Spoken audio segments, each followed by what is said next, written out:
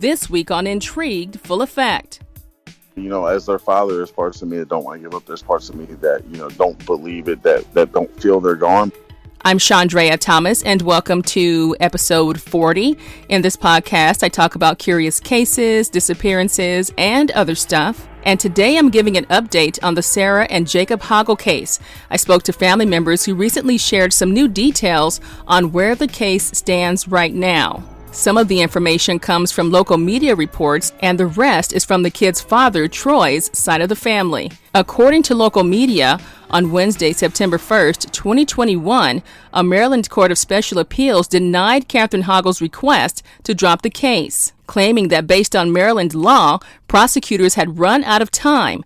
Now we're talking about the 5-year window to try her for the 2014 disappearance and murder of 3-year-old Sarah and 2-year-old Jacob. Now remember, Catherine has been in a maximum security mental institution in Maryland for over 5 years, and she was deemed incompetent to stand trial and has reportedly been in that state from the start. She was diagnosed with paranoid schizophrenia and is being treated. Now, let's take a step back. In 2014, she was facing misdemeanor charges of child neglect and interfering with the police investigation.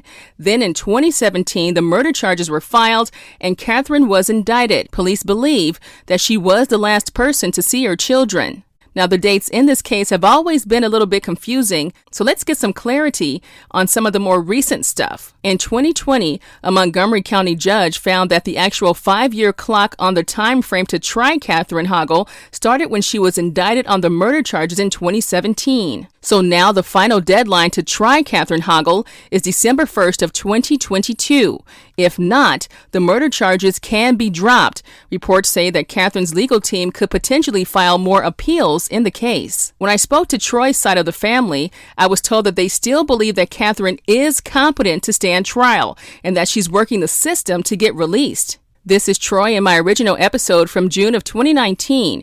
We talked about the investigation and his thoughts about what happened to his kids. Once she gets into custody, what is she telling the police, or what are police telling you about where your kids are, about, their interrogation of her, their questioning of her? What are you learning from that?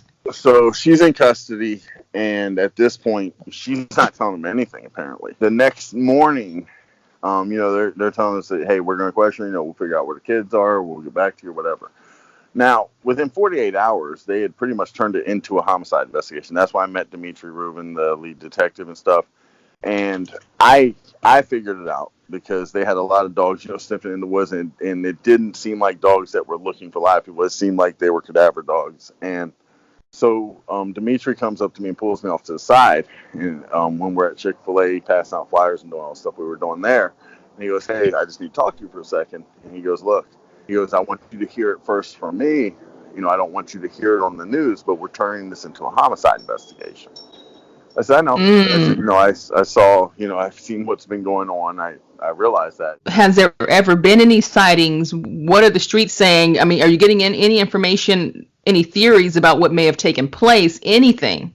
Well, I think almost everyone has theories, who reaches out to us. From your standpoint, do you still feel like your children are alive? Do you feel like she took them and gave them to someone? Or do you think that she really took their lives? The logical answer is Catherine Hoggle killed my children.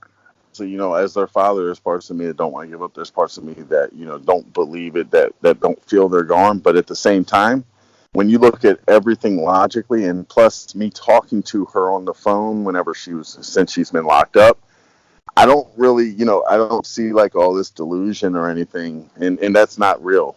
The delusional part of it. And maybe at one point it was when I had her committed or whatever. But that's not real now. The things that they're saying are delusional that we've seen in the reports and stuff, or, that we've talked to people about the reports, they're not delusional.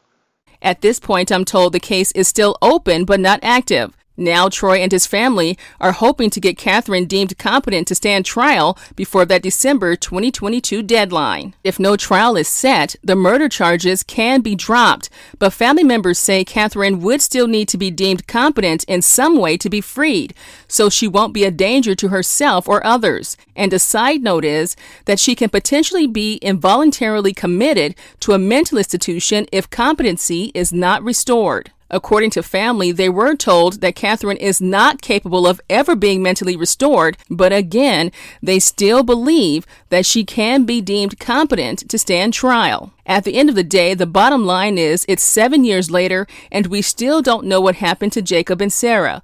And that's the one thing that makes this case so difficult, is that the true victims in all of this, the kids, have never been found, and questions still need to be answered. And I wonder, will we ever get them?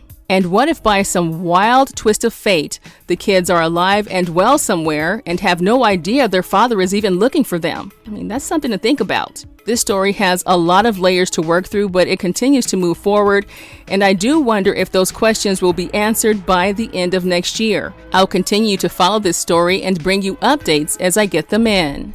If you have a case that you want me to check out, just visit me on the Intrigued Full Effect Facebook page or email me at intriguedfulleffect@hotmail.com.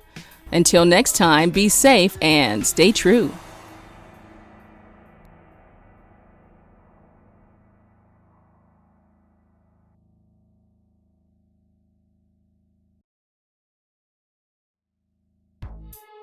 The views, information, or opinions expressed during the Intrigued Full Effect, Curious Cases, Disappearances, and Other Stuff podcast are solely those of the individuals involved and do not necessarily represent those of the host.